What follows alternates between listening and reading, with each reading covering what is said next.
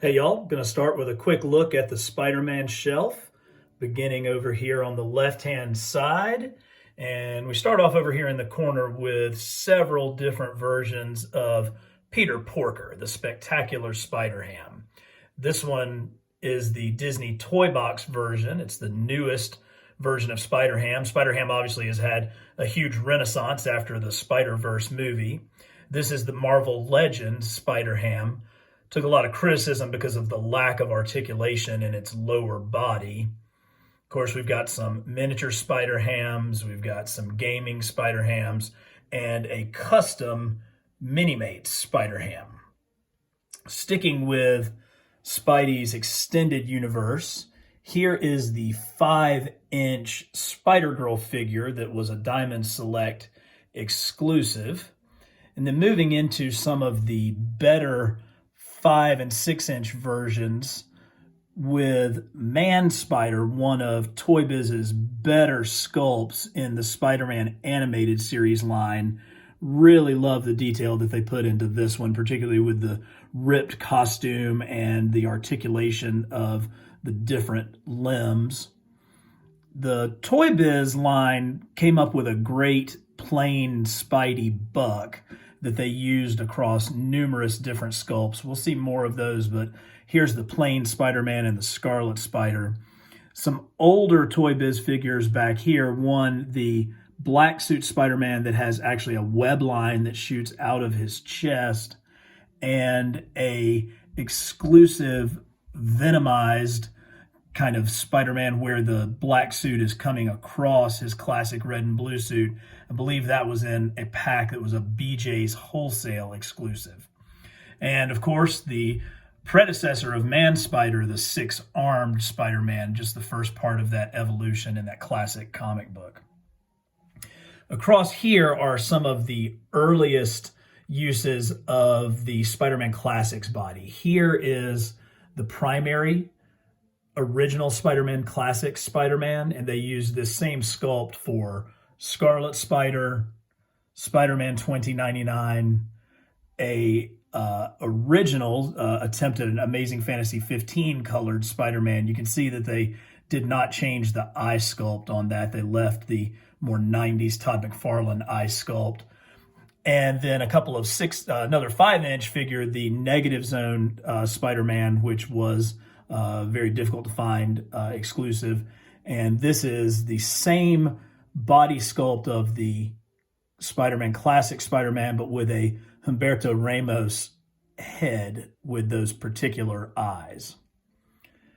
One of the better Spider-Man comic books, the Ron Frenz, Tom DeFalco Bag Spider-Man story, where Spidey actually went to the Baxter Building and Reed Richards was able to capture the Venom suit, which left Spidey essentially naked. And so to get back to his apartment, the Human Torch gave him an old FF costume and put a bag over his head and taped "Kick Me" to the back of it. Of course, here is the Marvel Superhero Secret War Spider-Man. This is my original Secret War Spider-Man. You can see it was well loved and well played with. Most of that print is gone from his chest.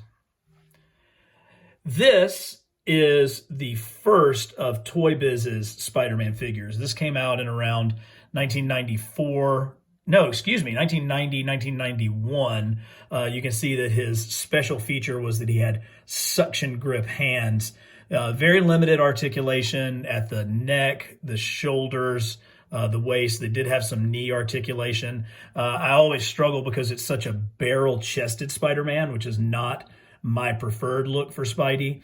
But Toy Biz very, very rapidly moved to a super articulated Spider-Man. So this is coming out in, say, 92. Didn't ever really appreciate the head sculpt because I thought the eyes were too small, but they really made an effort to get the figure much more into Spider-Man's actual physique.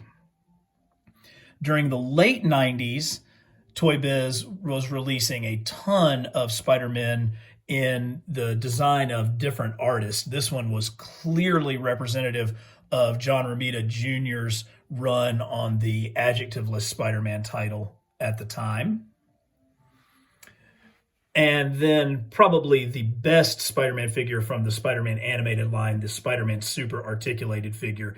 And so you can see through these three evolutions, the first Toy Biz Spider-Man, their first attempt at a super articulated Spider-Man figure, and then how much better this is with ankles, knees, wrists, ball-jointed shoulders, essentially ball-jointed hips, and really a figure that is really true to the animated look.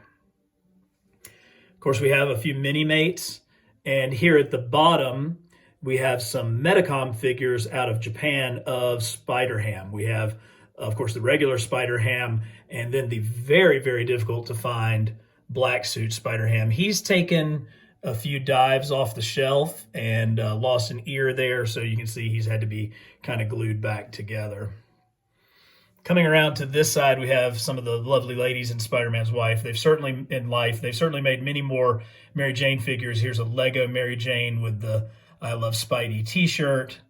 Here is a McDonald's figure of Mary Jane from the animated series that includes Miss Lion.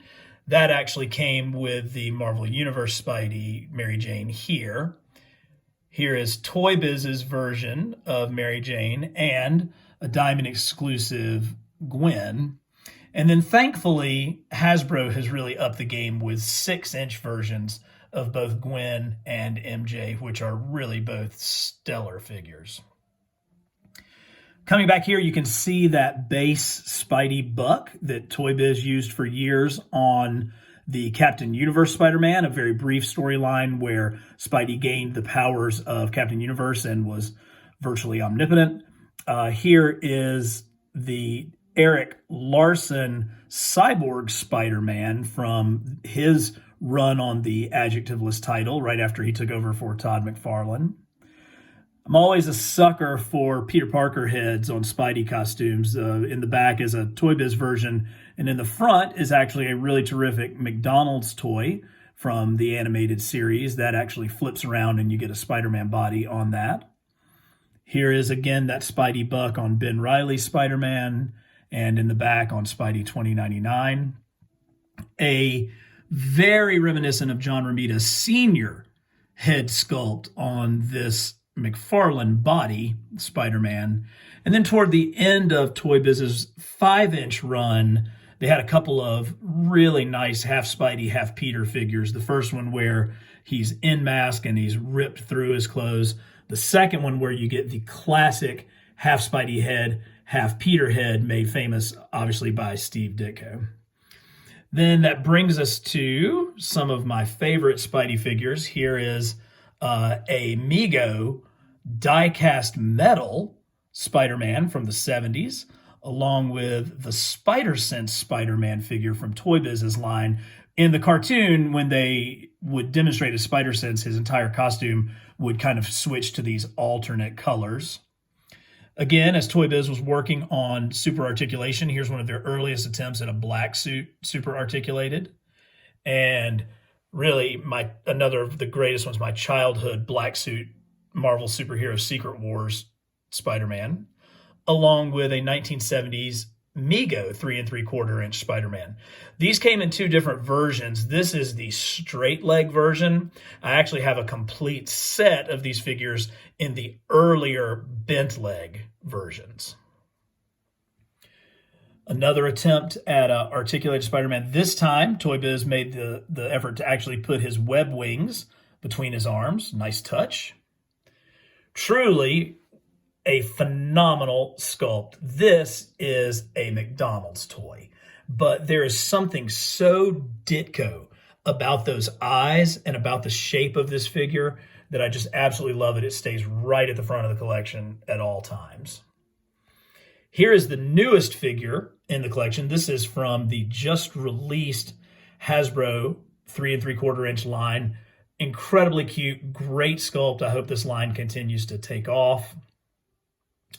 For many years, this was considered the ultimate Spider-Man figure. This is Toy Biz's 5-inch Todd McFarlane Spider-Man figure. Just a really dynamic pose. Has the thin body type that you would expect with a McFarlane type design. and the wide, wide eyes. Again, McDonald's never lets us down with a Peter Parker, and he is surrounded by the classic Spidey and the battle-damaged version of the classic Spidey. And last but not least, my two favorite Spider-Man figures. This was the Spider Sense Spider-Man. It's really quite remarkable. He came with a light-up feature when you turned his head. His eyes would glow. Many years ago, I painted the eyes white so that he looked much more like an actual Spidey, and I added the webbing underneath his arms. And this version of him here also includes his spider sense going off, kind of goes right along with the original intent of the figure. This figure will always remain at the front and the center of my Spider-Man collection, as this is the one that was in my pocket on my wedding day. So there's a quick review of the 5-inch Spider-Man collection. Hope you enjoyed it.